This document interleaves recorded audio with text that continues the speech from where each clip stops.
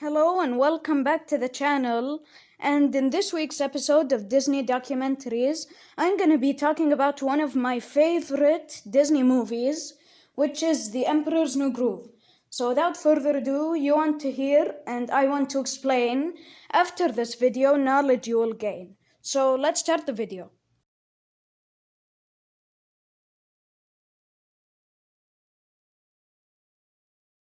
Okay, so first of all, the story.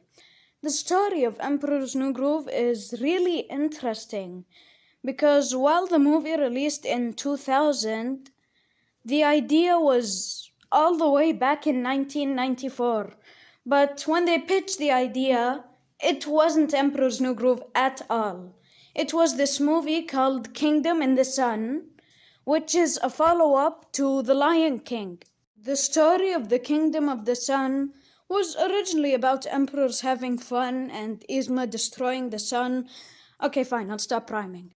But the actual story of the Kingdom of the Sun was about this emperor who ruled the Incan Empire, who found a peasant that looks just like him, so they swapped lives because the emperor really wanted to escape from his boring life and have lots of fun.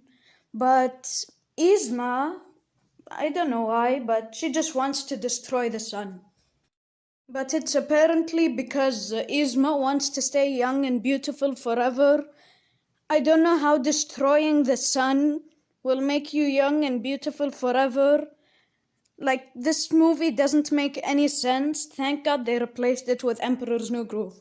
But a lot of the people that were making Kingdom of the Sun eventually left and gave up on it because they didn't see it heading anywhere. They thought it would just be boring and a failure. So they pitched the actual idea of the Emperor's New Groove.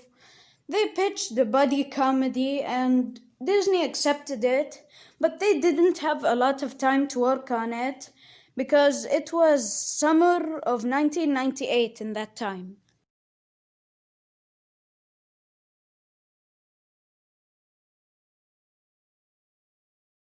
They also added a lot of new things, of course, and most notably, Kronk, one of the main characters in Emperor's New Groove. So, when the official development for Emperor's New Groove began, they scrapped everything from Kingdom in the Sun except Cusco, Pacha, and Yzma, but they made them a bit more goofier. Like, Yzma was supposed to be a very evil villain, with very evil plans, like destroying the sun. But they made them more goofier, and they gave up on the idea of Cusco wanting to be out of his boring life.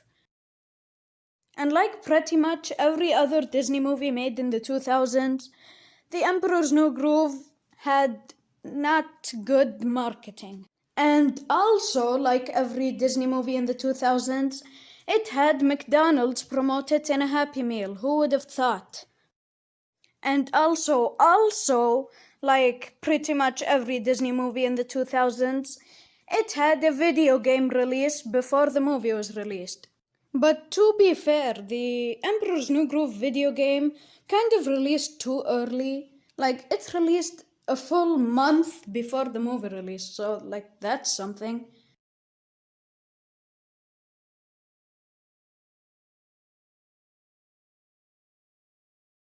Now, The Emperor's New Groove didn't really have a lot of negatives. The budget was lower than films that came after it and before it, but it did have one negative, which was the development time. You see, since Disney spent so much time on Kingdom in the Sun, which had Yzma stealing the sun, you idiot, that would kill you. But anyway, back on topic, the Emperor's New Groove's development time was so short that it eventually became one of the shortest Disney movies with a runtime of just 1 hour and 18 minutes, which is the second shortest runtime for a theatrical Disney movie in the 2000s, first being Home on the Range with 76 minutes or 1 hour and 16 minutes.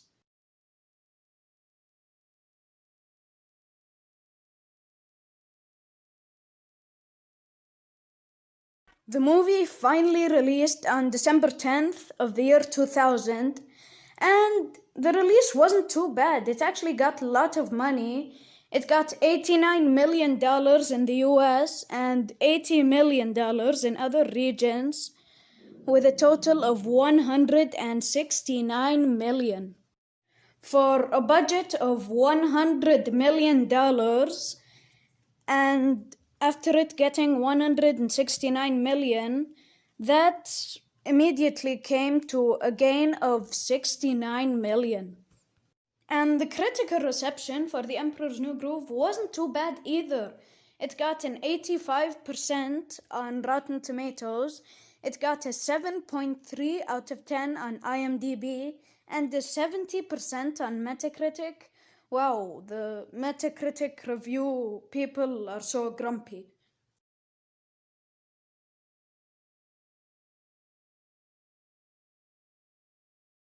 Now, post-release, the movie still had a lot going for it. On May 2001, it got its video release approximately 5 months after the movie released, and everybody was still using Cusco's very iconic catchphrase. Boom, baby!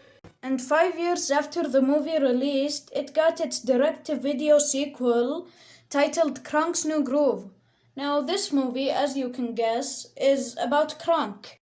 And it also has Cusco's iconic catchphrase. Boom, baby! Anyways, that's the end of the video. This was the video that I probably had the most fun making. So if you enjoyed it, make sure to leave a like and comment down below. But anyways, have a good day and stay safe.